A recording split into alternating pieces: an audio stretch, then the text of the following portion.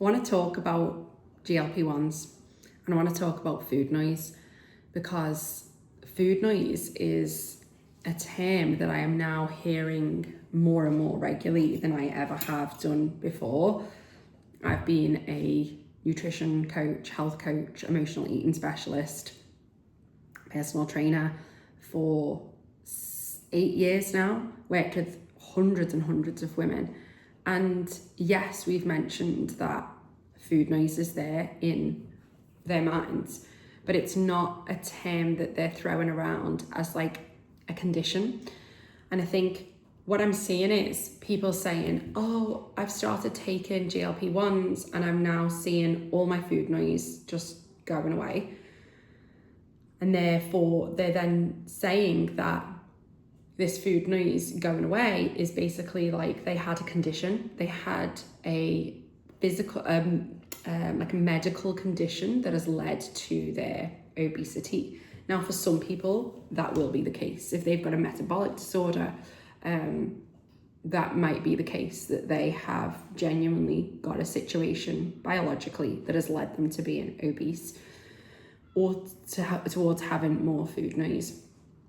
But the thing that I'm finding problematic is this sense of food noise being this umbrella term, this blanket covering for lots of different situations that are causing the food noise to occur. The thing that we're not considering is, where is that food noise coming from? Why have you got it?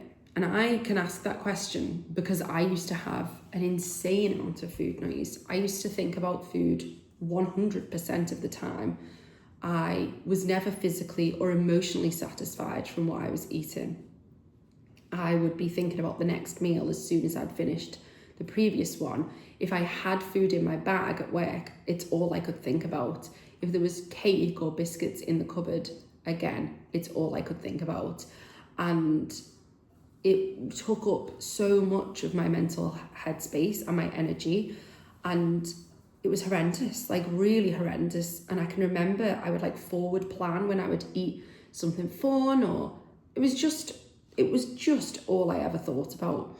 And over time, and as my life has gone on and I've, become an expert in food behaviors and emotional eating and nutrition, I have done a lot of work on myself as well. And through all of that, I now have literally zero food noise. The only time I am thinking about food is when I am considering what I am going to eat for a meal or a snack. At that point where I'm like, I'm hungry, what shall I eat? And that's as much as I think about food. And I think this is the thing that we have to consider when we're saying, oh, I need to take a GLP-1 because I've just got food noise all the time, or somebody saying, I'm on GLP-1 and it's reduced all my food noise and it's just made me realize that I was always dealing with all this food noise. Yes, you are, and you were dealing with a lot of food noise, but where was it coming from? Why did you have food noise? And I think this is where we're going wrong, and we're not actually serving people, because we're basically telling people now that the reason they need to be on a GLP-1 because they've got this food noise that's driving them to eat all the time. But it's not some medical diagnosis of, you've got food noise, so you need to go on a GLP-1. Food noise isn't a medical diagnosis. And here's the thing, food noise could be coming from so many different places. You could rely on food for emotional comfort.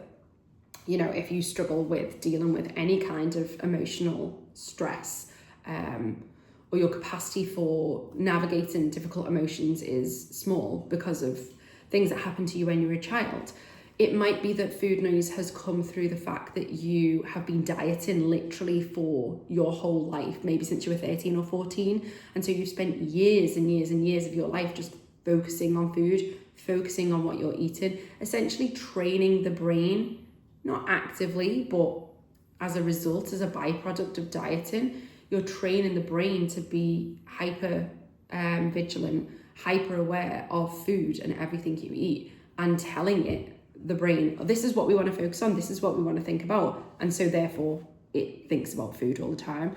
It could be coming from a habit loop, a dopamine habit loop. Say you always get in the house at a certain time and you always find that you binge at that point.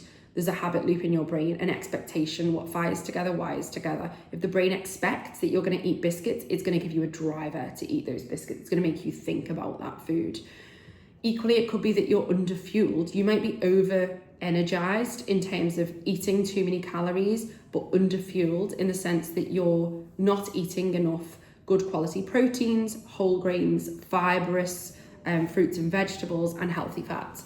And if you're not doing that, then regardless of how much energy you're intaking, your body will drive you to eat more food regardless of the amount of energy that you've taken in, because it's looking for nutrients, it's looking for energy that serves a purpose within your body. So therefore you're going to think about food more and more, creating more food noise. If you're tired and you're tired all the time, or you're stressed all the time, and your body is in a heightened nervous system response because you're tired or because you're perpetually stressed, your body is going to ramp up your hunger hormones and decrease your fullness hormones, resulting in food noise. And so let me think of another few examples. If you're not eating enough protein earlier on in the day and you're getting a blood sugar crash, you're going to have food noise because your brain is going to think about food more. If you're skipping meals and then eating a meal deal from Tesco, you're going to get food noise because your brain and your body are emotionally and physically unsatisfied from the food that you're eating. And so, as you can see, there is so many reasons why you might be thinking about food all the time. I'm sure there's more if I sat here and thought about it for longer, but this is what I want you to take away from this video. You might have food noise, but it's not a diagnosis, it's not a condition. It might feel like that because it might feel like your brain cannot stop thinking about food, but actually what it is a signal from your body that something is amiss, and it's driving you to eat more food. It's driving you to think about food more, to focus on food. And therefore, the moment that you come off a GLP-1, you are going to experience that food noise again. And so the GLP-1 might have been great in helping you lose a bit of weight and reducing your food noise, but what happens when you come off that medication? Which, unless you're going to decide to take it for the rest of your life, which you might do, and if you've got a metabolic disorder, it might be something that you choose to do for the rest of your life.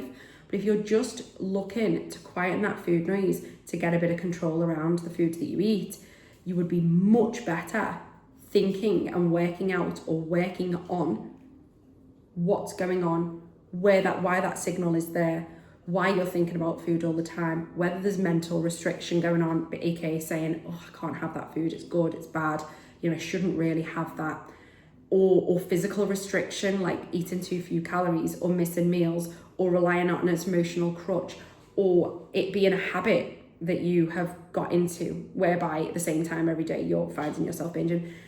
Figure it out, figure out what's going on with help if you need it, but don't just come to the conclusion that you have a condition called food noise because it's not a medical condition. It might be a medical term now that's come about because of the rise of GLP-1's. And yes, there might be physiological things happening in your body to drive the food noise higher, but as an own entity, as a single entity, food noise is not a thing. So it's important, if you want to keep the weight off, whether you're on GLP-1's or not, it's important that you figure out where that food noise is coming from. If you found this helpful, I would love for you to subscribe and like and share. But yeah, thank you for watching. I hope you found it helpful.